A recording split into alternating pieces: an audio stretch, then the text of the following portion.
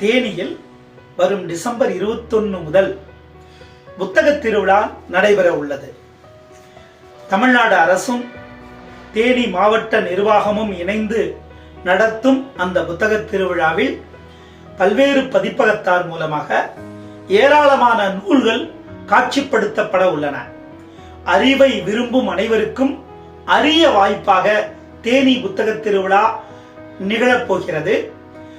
அந்த திருவிழாவில் பங்கேற்று புத்தகங்களை பார்த்து வாங்கி பயனுற அறிவை தேடும் அனைவரையும் அன்போடு அழைக்கிறோம்.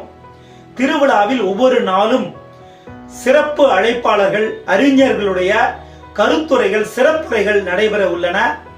வரும் டிசம்பர் 26 வெள்ளிக்கிழமை அன்று நான் இயற்கையை வாசிப்போம் என்ற தலைப்பில் உரை நிகழ்த்த உள்ளேன்.